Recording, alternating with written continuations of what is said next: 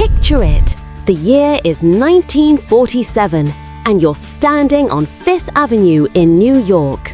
But instead of a shining beacon of Gilded Age glamour, you're looking at an imposing spectre, a granite edifice teetering on the brink of oblivion.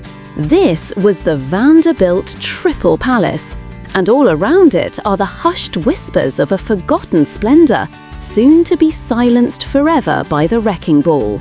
At their peak, this one family held more wealth than the entire US Treasury, a fortune almost impossible to comprehend. Which leads to the one haunting question that this building begs us to ask. How does a fortune that vast, a dynasty that powerful, simply evaporate?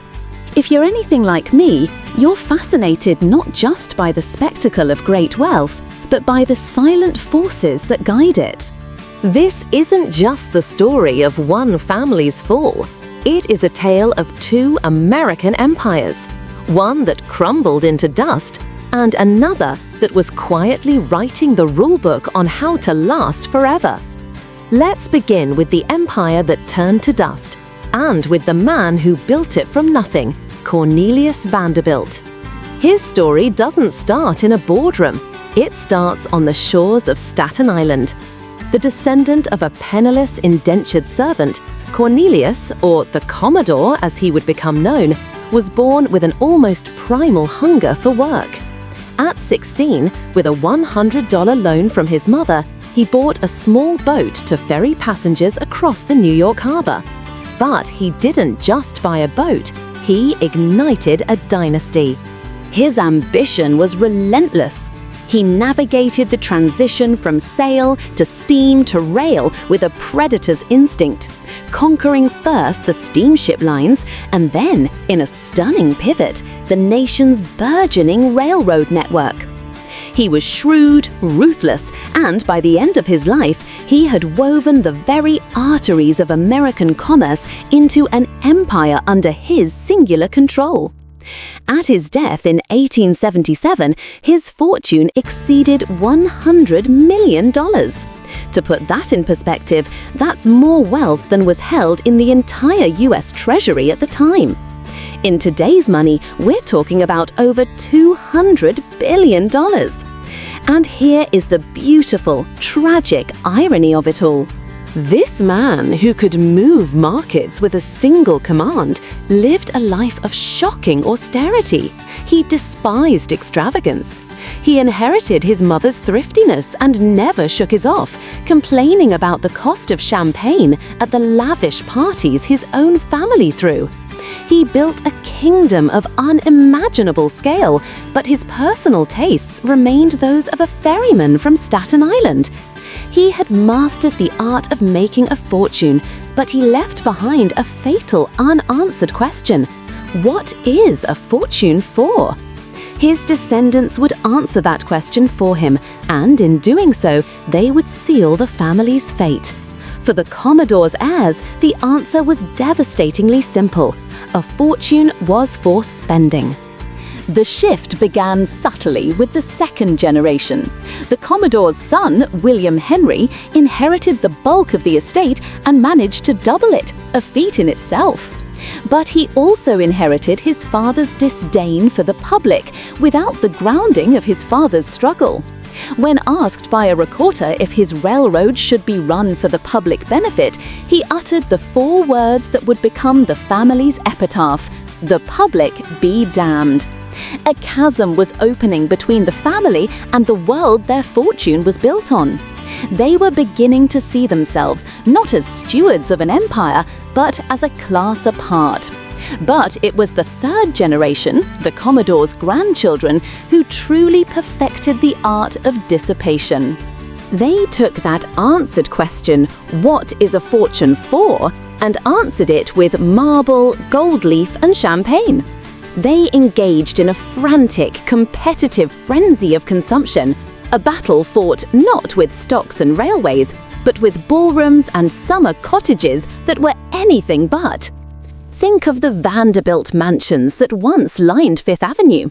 a row of palaces so grand they were known as Millionaires' Row. Each one was a declaration of war on the last, a desperate attempt to outshine their own kin. Imagine the Breakers in Newport, a 70-room palace with platinum wall panels and gilded ceilings, built not for comfort, but for a 6-week summer season. Style instructions. Picture Alva Vanderbilt's costume ball in 1883, $1 million spectacle. In today's money, that's over $30 million for a single evening's party. It was a fantasy world, built on a foundation of limitless cash. They were no longer building an empire, they were building a stage, and they were the lead actors in a play about being rich. But a stage set, no matter how beautiful, is still just a facade. Behind the scenes, the structural pillars of their wealth were quietly crumbling. The Commodore had one principal heir. His son had 8 children. Those 8 had dozens more. The great river of wealth was being diverted into countless streams and tributaries. With every new generation, each individual share grew smaller. Then came the final blow, the Taxman. With the introduction of the federal income and estate tax, a grim new tradition was born. Every time a Vanderbilt died, the government appeared, taking a larger and larger slice of an ever-shrinking pie. The very strategy of passing down wealth became a mechanism for its own destruction. The end came faster than anyone could have imagined. Within 30 years of the Commodore's death, not a single Vanderbilt was left among the richest people in America. Within 50 years, the great fortune had all but evaporated. When the last of the grand Fifth Avenue mansions was demolished in 1947 to make way for a department store, less than $1 million from the original line of the family was left. They had inherited the money, but they had tragically missed the mindset. The river had finally run dry. It's a haunting lesson, isn't it? They inherited the money, but they tragically missed the mindset. The Vanderbilt story has become a masterclass in how to lose an empire. But here is the fascinating part. At the very same time, another American family was meticulously writing the textbook on how to build one that would not just last, but endure for centuries. A family that understood legacy was not built on stone and parties, but on something far deeper. Their name was Rockefeller. And the Rockefeller story isn't just about wealth, it's a masterclass in redefining what a fortune is for. Where the Vanderbilts saw money as a means for consumption, the Rockefellers saw it as a raw material for building a permanent legacy. To understand the dynasty, you first have to understand the man. And to understand John D. Rockefeller, you have to picture him as the product of 2 completely opposing forces. His mother, Eliza, was devout, disciplined, and incredibly frugal. She taught him that every penny was a seed that could be grown through hard work and saving. His father, William Rockefeller, was the exact opposite. He was a charismatic, traveling swindler who openly bragged, "I cheat my boys every chance I get. I want to make them sharp." One parent taught him morality, the other taught him mercilessness. This profound duality didn't break him, it forged him. And from it, he created a blueprint for an immortal fortune, a method we can break down into 4 distinct pillars. Pillar 1, the ruthless foundation. Before you can preserve a fortune, you have to build it on solid rock. For Rockefeller, that meant total domination. In 1872, the Cleveland oil industry was a chaotic gold rush. Rockefeller didn't just want to compete, he wanted to end the game. In a breathtaking 6-week campaign, later known as the Cleveland Massacre, his company, Standard Oil, absorbed 22 of its 26 local competitors. He used secret rebate deals with the railroads and sheer financial force to make his rivals an offer they couldn't refuse, sell to him, or be crushed. By 1880, Standard Oil controlled 90% of America's oil refineries. It was brutal, but it was decisive. He had built a fortress of monopoly from which to launch his dynasty. Pillar 2, the strategic legacy. By the early 1900s, Rockefeller was the richest man in the world, but also one of the most hated, a classic robber baron. This is where the Vanderbilt story would have devolved into parties and palaces. But Rockefeller made a pivotal move. In 1913, he launched the Rockefeller Foundation with an initial endowment of $100 million, an unthinkable sum. This wasn't just charity, it was strategic genius. It was a tool of soft power, a way to transform the family name from a symbol of greed into a global beacon of progress in science and medicine. It was reputation laundering on a civilizational scale, and it brilliantly began the process of turning new money into something that looked and felt very, very old. Pillar 3, the Ironclad Trust. This might be the most crucial yet least understood pillar. Rockefeller knew that his heirs, no matter how well-intentioned, were the greatest threat to the fortune, so he took the power to destroy it out of their hands.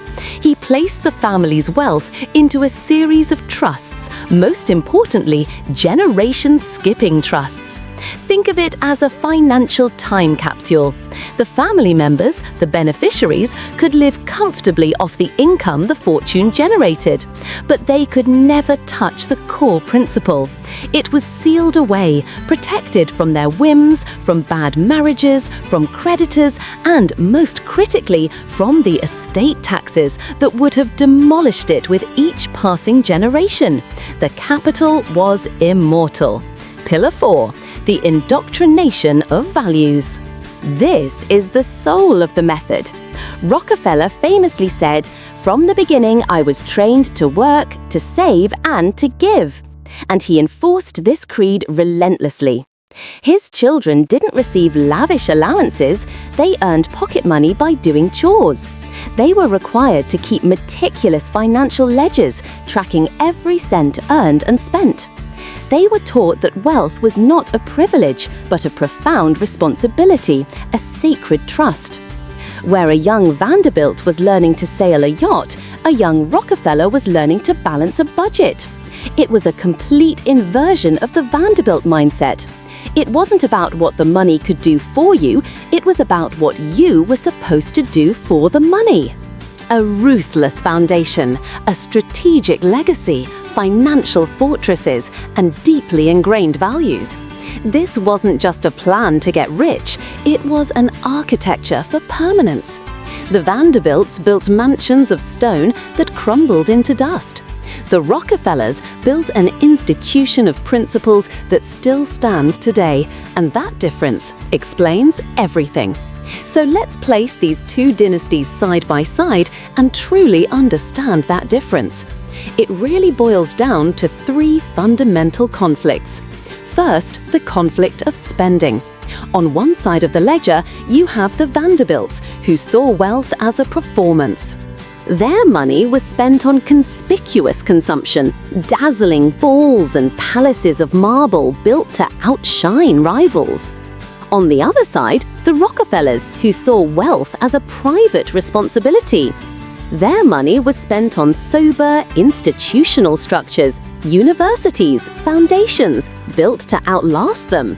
One family built a stage, the other built a fortress. Second, the conflict of planning. For the Vanderbilt descendants, the fortune was a finite resource to be enjoyed. Their vision rarely extended beyond their own lifetime. For the Rockefellers, the fortune was a perpetual entity to be managed.